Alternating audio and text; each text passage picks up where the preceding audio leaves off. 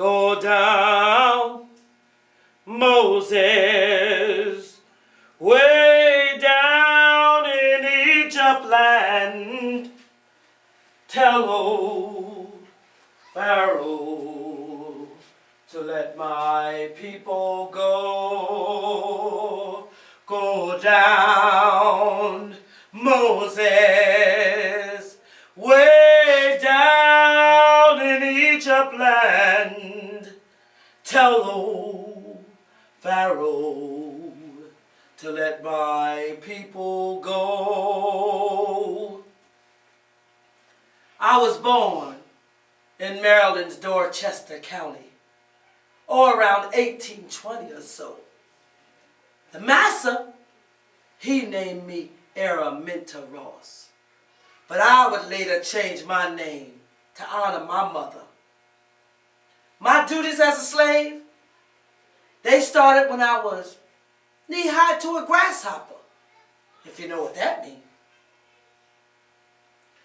All I knew was I had to keep the overseer and the master children happy. We played all day. But in my early teens, I would be sent back to that house to keep the master happy. I had to perform duties that I cared not talk about today. One day, I was standing in the house and I was caring for them children. I seen a teenage girl no older than I was when I was sent to that house. She was running and she was ever so scared. And I saw the overseer chasing her and he was ever so angry. So I motioned for her to come on past me. And when she got past me, I blocked that doorway and wouldn't let him through. Oh, he was so angry at me. He picked up a 2-pound rock and he hurled it at her. But it fell short and struck me in the head. It was a condition that I suffered from for the rest of my life. Nowadays, you all call that narcolepsy. It was a condition that made me suffer from dizzy spells, and I would fall off into deep sleeps for hours, sometimes days. Well, after that day, I was sent out to the field. Oh, I had to work hard, picking cotton, cutting my fingers and my hands bleeding to the bone. Because they said I had too much attitude. And I didn't know how to stay in my place. Well, one day I was out there and I was picking that cotton, picking the cotton. Saw a very handsome looking man walk past, black man, dressed in fancy duds.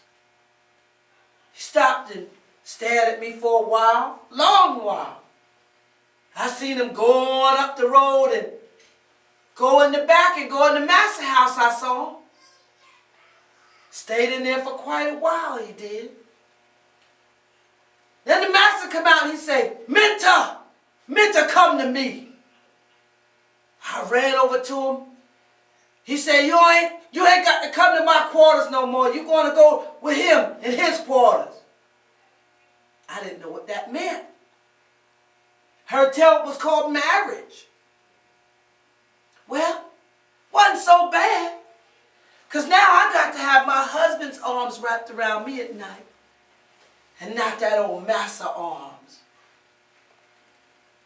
Well, but I still had to go out in them fields and pick that cotton. So I was out there and I was picking cotton. Now I heard another voice. Minta! Minta! I looked up and I saw my sister running to come and get me. And by the time I got her calmed down, I said, calm down, child. What's the matter? She said, Minta, heard tell the master he's sick. Heard tell he's going to sell us all off. Oh, no, I can't get sold off and sold to another plantation where I'm going to get whooped and beaten and raped all over again because I got too much attitude and don't know how to stay in my place. So I goes and run into my husband named John, and I said, John, John, her tell the master he's sick. Her tell he's going to sell us all off because he's going to die. I thought my husband would be upset. He shook me and he said, Minta, shut that up. That ain't nothing but gossip and hyssop. He said, we don't know what that going to be and we ain't going nowhere. That's our home now. Oh, I know I'm supposed to be obedient to my husband and I know I'm supposed to listen to my husband. But I just couldn't. I knew. I just had a feeling it was going to be true. So with the help of a very friendly white woman, I took off running. And I was out there running. And I said, this tree looked the same, and that tree looked the same, and that house looked the same, and it was so dark. And one thing I can tell you about darkness, it's dark. You can't see your hand in front of your face.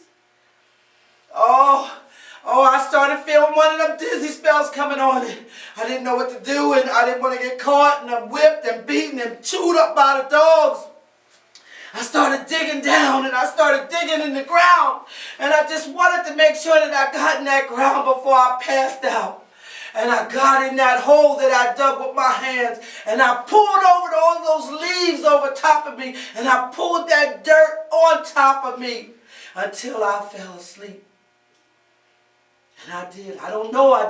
One day I just woke up. I don't know how long I've been out. I don't know if it was weeks or I don't know if it was days. I don't know. But all I do know is when I woke up, it was darkness. And I just sat up and I thought about it. Thought about what I dreamt of. I just thought about it and I just kept talking to the Lord and I kept saying, Lord, why'd you bring me out here? So then my dream started coming back to me. And my dream was how my mom and my daddy used to tell us how the three wise men found the baby Jesus. And I looked up in the night sky and I saw the same North Star. And I said, the Lord was talking to me all the while. So I started following that North Star. And I started walking. And because you can only follow the North Star at night, I slept by day. I don't know how long it had taken me, but eventually I got to a line in the road. Now it was an invisible line, but I can tell you all today, it was the Mason-Dixon line. You see, on this side, I'm a slave. But on this side, I'm free. Slave, free. Slave, free. I'll take the free side if you don't mind. So I started walking. I came through Pennsylvania, I did. Oh yeah, I came through York, Pennsylvania. Met a good man named William Goodrich, I did. Hid me out under his stairway. They called it a safe house. But you see, right here in York, I wasn't. I was free, but I wasn't safe. So I kept on going. And I headed up into New York. And when I got to New York, it was so busy. There were so many niggers, as they called us back then, just free in fancy duds. So I started working. I started working for rations. That's what I thought I was working for. All of a sudden, someone handed me some money in my hand. What? You work and you get paid. You work and you get paid. Nowadays, y'all call that employment. What a wonderful invention that is. So now I started saving up my money. Bought me a piece of land, I did. Got a house built on that land. But you know, something about an empty house. I was lonely. I was lonely and all I wanted was my husband. So I'm going to head on back and get my husband. So one day I just put some rations in my bag. Enough, I thought, to make my journey. So I turned back on around. And I started going for my husband. And I was walking, and here go that line again. Now this is a big decision I had to make. It's like I said, on this side I'm free. But on this side, not only am I a slave, I'm a runaway slave. And the penalty is death by a whooping. But I just needed my husband. So I headed on back. But I started getting a little thirsty when I got in Maryland. So I started going towards the well. And all I wanted to do was just to get a little bit of that cold well water to drink. So I got there and I scooped the water out. And I started sipping. And I heard someone say, "Minta! Minta, is that you?" And I dropped my cup.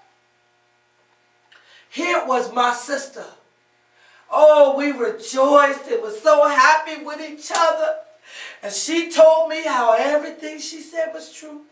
How the master died. They sold everybody off. She was fortunate enough to be sold off with her children. She said she think mom and daddy still on the plantation. But she said her brothers were sold off. She don't know where. So then I told her about my life, and I told her how I was free. Now she wanted to be free too. Now I told her, no, I ain't got time to take you back to New York. I ain't got time for that. I got to go get my husband. But she said, "Minta, please, please take me and my children to be free." I took her on her back. Y'all know how them little sisters are. So I took her back, and I got her comfortable in my home with her children. But I turned right back on around, because I'm going to get my husband. So I went, and I'm walking. I come through Maryland.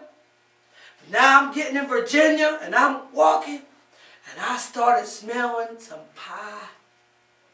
And I look around, and I see a freshly baked pies all up on the window ledge. They won't miss one pie, will they? So I goes on up there to get me some pie. And I started pouring the pie off the ledge, and I heard, "Minta! Minta, is that you?" And I'm shaking. Here was my brothers. Oh, we ran around the house and we started happy and rejoicing. I told them about my newfound freedom. I told him about how I got my sister and her children out. But oh, he wasn't happy about thinking about leaving. He didn't want to be free. Because, you know, men are scared back there. Men are more feared than the women. But you know what? They got a reason to be.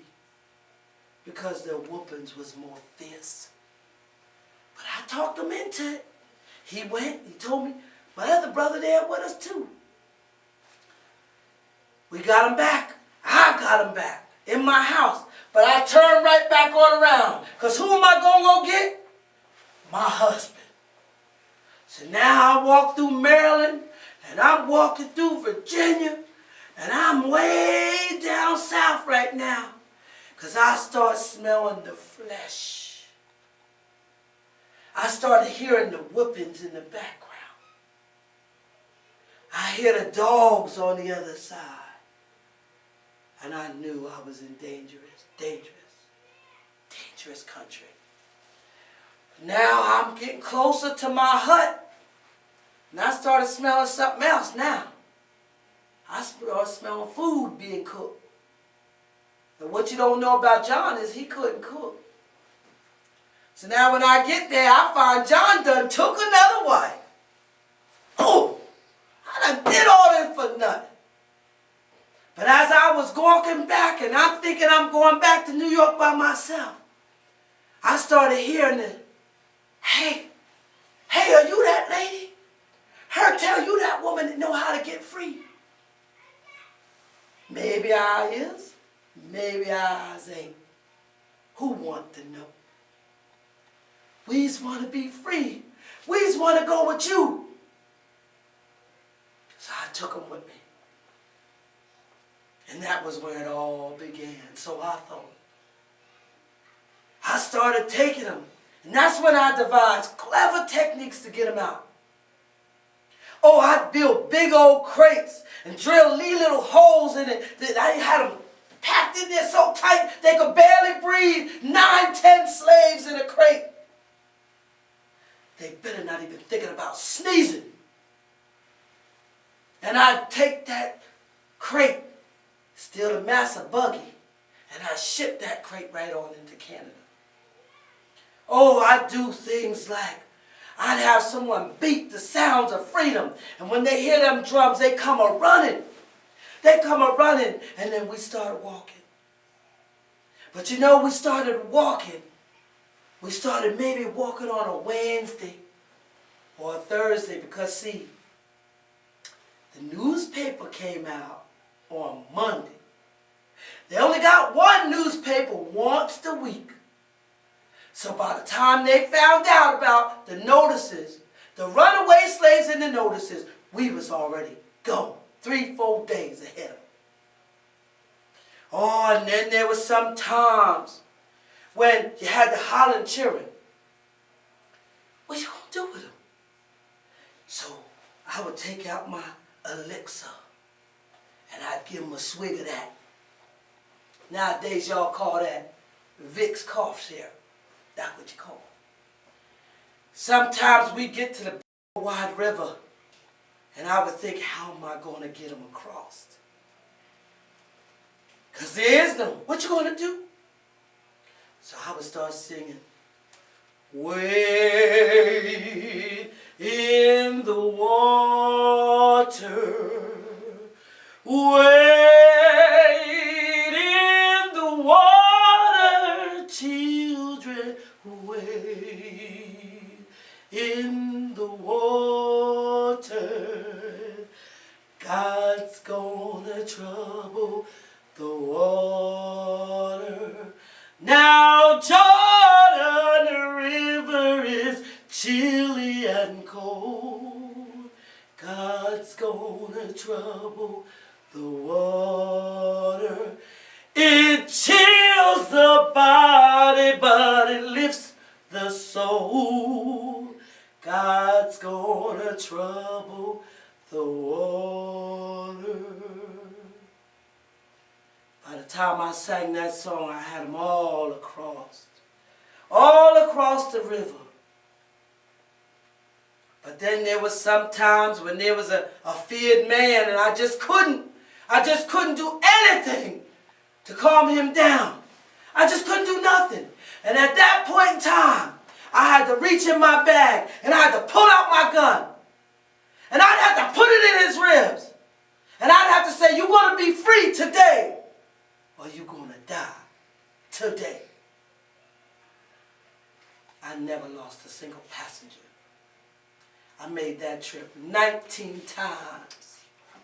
I freed over 300 slaves, I did. One of the most memorable times, one of the most memorable trips was when I brought my mom and my daddy across that railroad. Mama riddled with arthritis and Papa stricken with the gout. Every motion that that cart made sent pain up through my daddy's body. But they wouldn't say a mumbling word. Now I know y'all, some of y'all gave your mom and your daddy ties and everything, gifts for Mother's Day and Father's Day, but my mom and my daddy, I gave them the gift of freedom. My mom and my daddy died free because of me. And sometimes I almost got myself killed a couple times. One time I was in it, I was close to the general store. I watched them nailing up my wanted poster and I heard them talking about me. He said, she sure is ugly. This ugly woman here on this poster. I kept my eyes down. Because I ain't such a handsome woman. No, I ain't. I admit to that. But then I heard him say, heard tell she's illiterate. Who he calling illiterate? Now, illiterate means you can't read. Oh, I can read. But see, he saw my eyes, and you don't look at no white man in his eyes. So when he looked at it, he said, who are you looking at, ugly? Who you looking at? Matter of fact, you look like this ugly woman on this poster. I said, no, master. No, master, that ain't me. Master, that ain't me. How can I prove that that ain't me, master? Master, that ain't me. I'm sorry, master. He said, well, this woman can't read. Can you read? I can read. I can read. Well, prove it to me, ugly.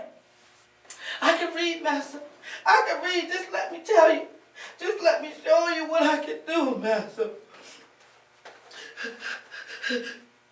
No weapon that is formed against thee shall prosper. And every tongue that shall rise against thee in judgment thou shalt condemn. This is the heritage of the servants of the Lord, and their righteousness is of me, saith the Lord. Is that all right, master? Get on past, ugly. I guess you ain't heard. Get on past. But I tell you, I learned to humble myself when you hear things like that. It's not important to always respond to what you hear. And I met some good people along the way. I met that William Goodrich that I told you. John Brown. He was a general. He called me General Tubman. He said I was one of the bravest people in this continent. He didn't say you're one of the bravest women. He said one of the bravest people. And he confided in me before the raid on Harper's Ferry. He did.